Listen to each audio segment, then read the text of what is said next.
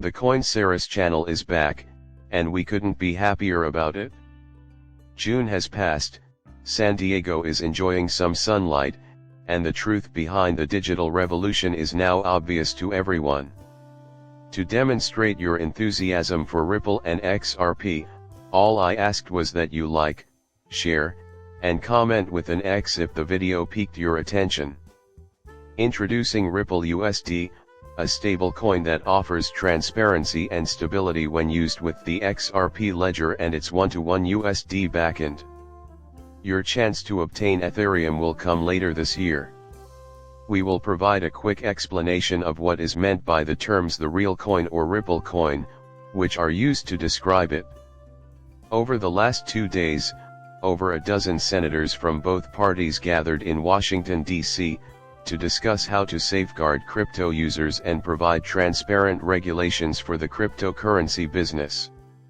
After passing the House Bill 21 garnered considerable bipartisan support, therefore it should be considered by the Senate.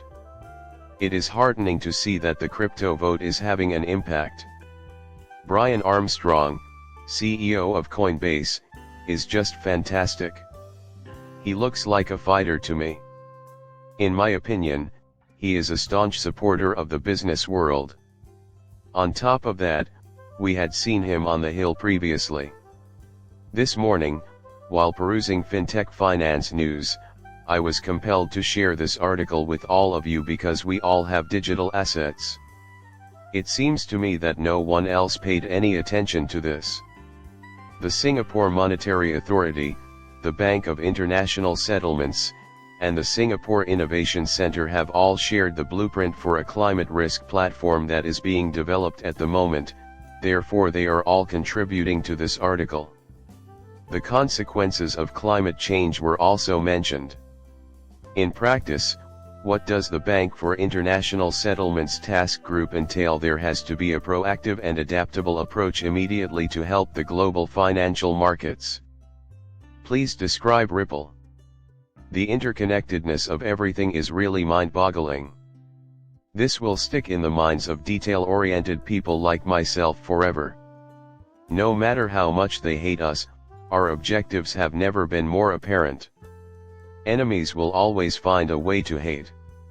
Somebody will accuse us of being completely bonkers. When people fail to see the obvious, I make sure they are held accountable. Such individuals are absolutely insane. Everything goes haywire when Justin overhears her mentor announcing that the Moscow Stock Exchange in Russia has officially stopped trading US dollars and euros. Of that, we are cognizant. What the Brics nations did in reaction to Xi Jinping's demand for an inclusive and diverse digital economy is common knowledge. Permissionless open protocols like XRP intrigue me. It can't detect borders because of this, can it? It does not care about nations.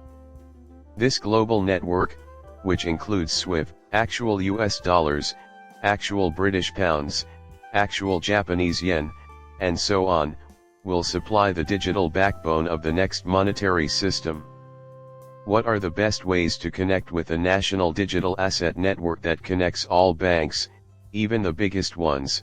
Given the current state of affairs, we may not have extensive knowledge of every bank on the planet, but we are well versed on the major international institutions that they have collaborated with or are collaborating with at the moment.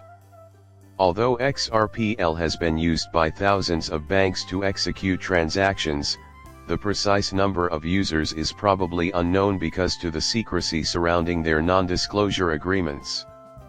We have, of course, been discussing Saudi Arabia and its ties to Ripple since 2018, the first year we saw them, when the Saudi Arabian Central Bank collaborated with Ripple.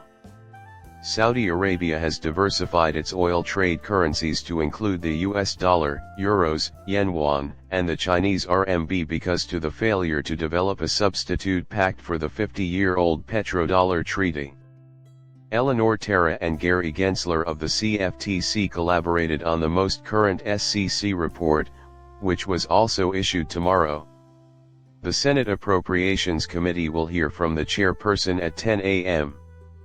The SEC has asked me to confirm two things about their study into the projected needs on the 2025 budget, and I will make sure to keep you all updated if anything else changes. During the meeting, we will have the opportunity to ask the chair and vice chair policy questions. Topics such as digital assets are likely to be discussed. The CFTC has requested approximately $2.6 billion, and I will provide you with real-time updates. A little more than 400 million senators will receive invitations to take part. The following news item caused stock prices to skyrocket today. Unpredictable decline in U.S. inflation hits 3.3%. However, the Federal Reserve has chosen to maintain current interest rates and has dropped hints that further cuts are unlikely. The need to lower interest rates in order to support the economy was already generally expected. Also, prices will go up because of that. There is a current reading of 3.3 on the Consumer Price Index. According to what they say, inflation is substantially more. Insurance, transportation, hospital auto repairs, power, and many other necessities have become prohibitively expensive due to 38 continuous months of inflation over 3% and the accumulation of further data on top of years of already inflated pricing. The multiplicative impact of inflation has led 50% of Americans to believe that we are currently experiencing a recession and that prices are rising across the board.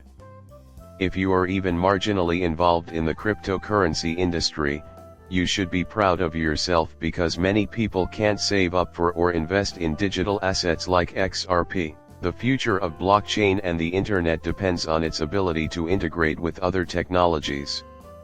The subsequent year. My heart leaps with joy at the sight of blockchain technology gaining momentum as more and more businesses join the fray. Rather than the year itself, what has me most excited is the abstraction layers that developers are constructing to make these technologies more approachable and simple to use. As someone who is interested in the future of the business and the XRPL specifically, I'm curious to watch how this unfolds.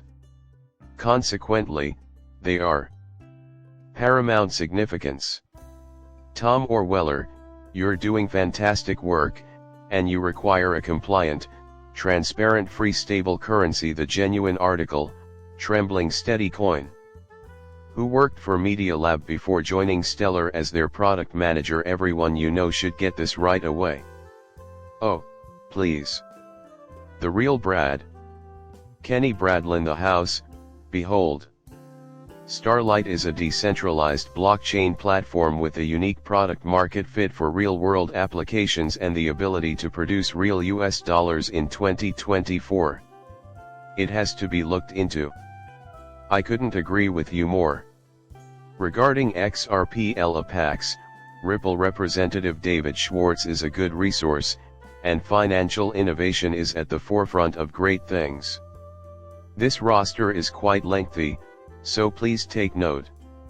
View this extensive catalog of items. Its 12-year infrastructural project has my utmost admiration. We are thrilled to announce that our growth is being accelerated through collaborations with financial institutions, that the number of students participating is increasing every day, and that the Digital Pound Foundation has recently issued announcements regarding the USD launch. Yesterday, the Digital Pound Foundation revealed that their sponsored stablecoin, Ripple, had acquired conventional custody and trust. This organization has deep origins, and now its chief executive officer, Jack McDonald, is denying and denying again.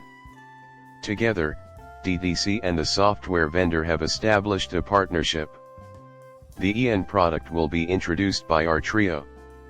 Contrasted with the DTCC Group's daily transaction processing of over 2.3 quadrillion, our 3 XRP blockchains handle about 100,000 delayed transactions.